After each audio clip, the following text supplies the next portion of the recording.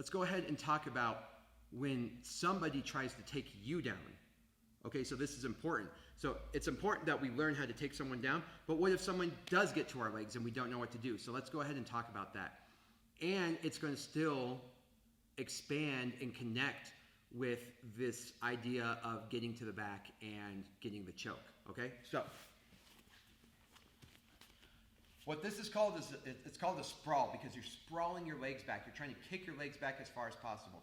So if Porter and I were right here, and he does a very effective job of doing a double leg and getting to my legs, yeah, boom, if I don't do anything, I'm gonna fall to the ground. Okay, so that's no bueno. So what do I do to negate that? And let's say he gets to my legs, boom. Right when he gets to my legs, first thing I generally like to do, and I do this all in one motion, but I need to create a barrier between Porter and myself. The next thing I need to do is get my legs far away from him. And look, I'm in that same front headlock or snap down position. So he goes for the takedown, boom. You see how I sprawl my legs back? And I put that barrier like we talked about between his shoulders and me. Because if I start to sprawl, so if I get here, I start to sprawl, but he's still got my legs, and I'm right here, he's still gonna get that takedown because he has access to my legs, and he's got no obstacle preventing him from moving his shoulders and his hips forward to my legs, right? So it's very important that I create a barrier that he cannot get through, or else he's gonna have full access to my hips. So as I sprawl back, right, as I create that barrier, I'm preventing him from advancing onto my hips in order to get that takedown.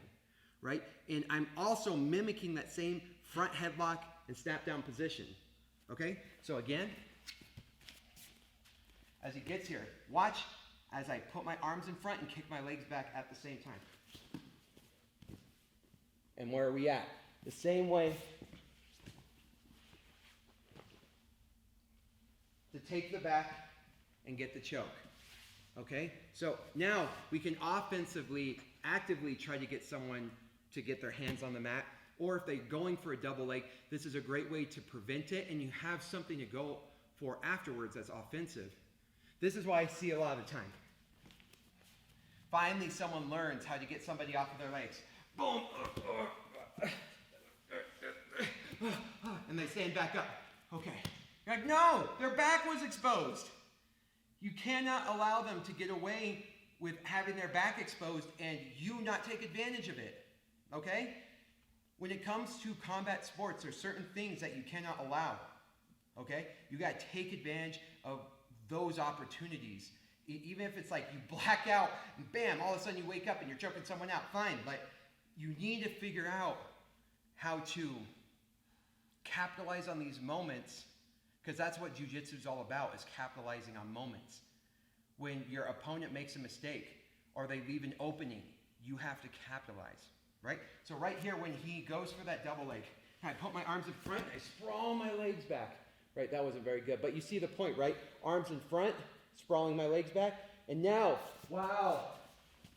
You see, while he's already on the ground, back exposed, that's why I start taking advantage in order to take his back. Let's show it from a couple different angles now. So let's go this way.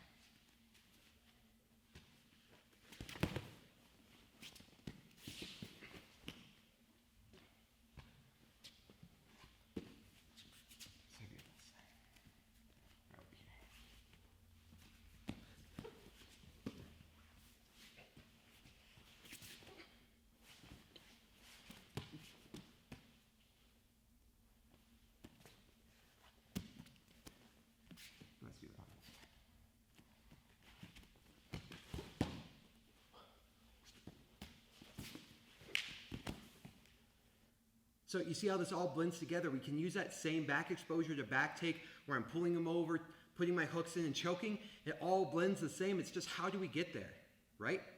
And it all starts from either snapping them down or them doing it themselves by trying to go for a double leg.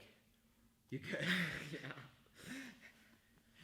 It all starts from snapping them down, right, for like that front headlock or getting them all the way to the ground, or he initiates breaking his own posture for that double leg. And let's just go ahead and talk about that sprawl. That sprawl might be ugly. It's not going to be beautiful every time, right? And I was kind of over-focused on showing you where the arms were to create that barrier, because that's, to me, one of the most crucial things.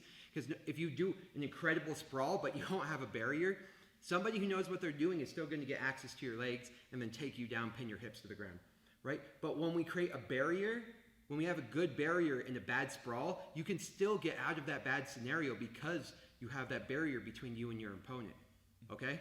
And so that sprawl doesn't have to be beautiful every time. Here, let's scooch over here. I like their axis. So even if he gets his legs really tight in there, I just need to get my arms in front, and he could be still pushing forward. He's pushing forward, pushing forward. Oh, finally I break that, right? And I have to be cognizant, because right when I get the break, people are like, oh, okay, I'm done. And then they just kind of like let everything go, and they get access to it again. I want to make sure I get the break, and I drop everything on his head. I start locking things up before I move. I make sure I get the full sprawl. I access that full entire break and get all that weight away from him and on top of him.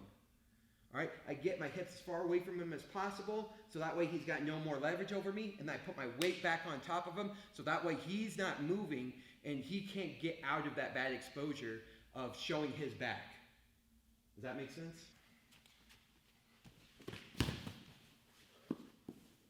So that sprawl might be nice and gentle and fluid like that, or it might be ugly.